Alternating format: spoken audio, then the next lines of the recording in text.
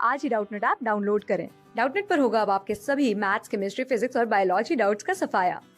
बस अपने क्वेश्चन की फोटो खींचो, उसे क्रॉप करो और तुरंत वीडियो सोल्यूशन पाओ।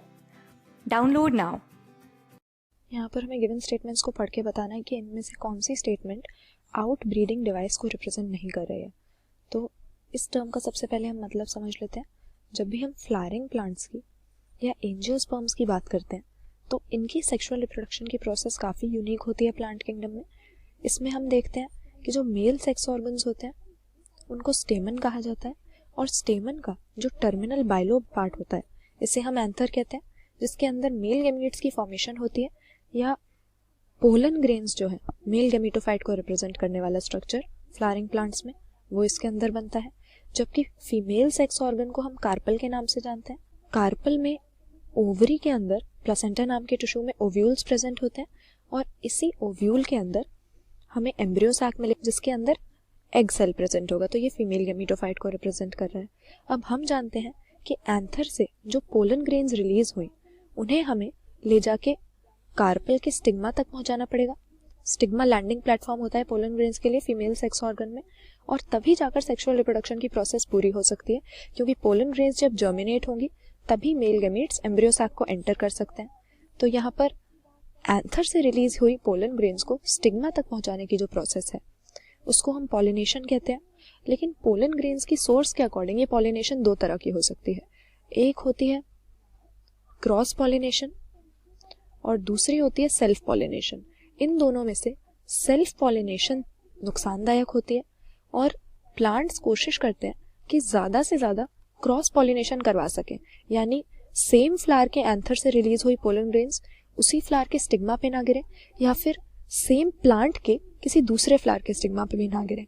तो इसको डिस्करेज करने के लिए, सेल्फ पॉलिनेशन को डिस्करेज करने के लिए और क्रॉस पॉलिनेशन को एनकरेज करने के लिए फ्लावरिंग प्लांट्स ने कुछ अडेप्टेशंस की हुई हैं। इन्हीं को हम आउट ब्रीडिंग डिवाइसेस कहते हैं, क्योंकि अगर लगातार कंटिन्यूड सेल्फ पॉलिनेशन होती है तो डिजायरेबल कैरेक्टर्स कम हो सकते और कमिंग जनरेशंस में हमें इन ब्रीडिंग डिप्रेशन देखने को मिलेगा, यानी उनका विगर कम हो जाएगा।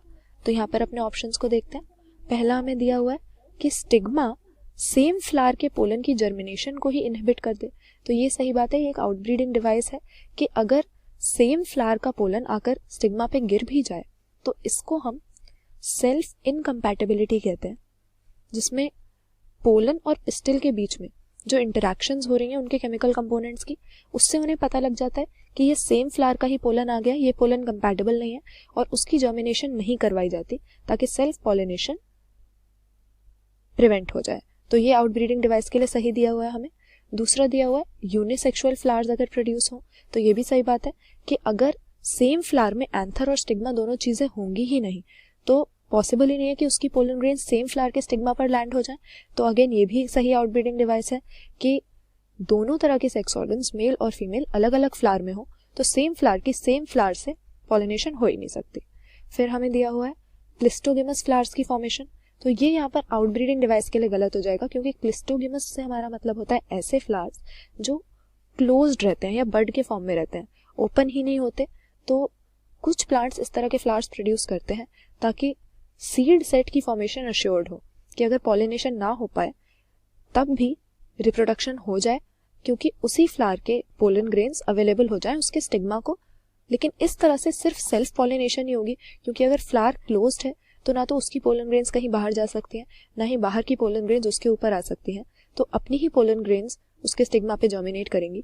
तो क्लिस्टोगेमस फ्लावर्स की फॉर्मेशन अगर हो रही है तो ये आउटब्रीडिंग डिवाइस नहीं है, बल्कि ये तो सेल्फ पॉलिनेशन को इंश्योर कर रहा है।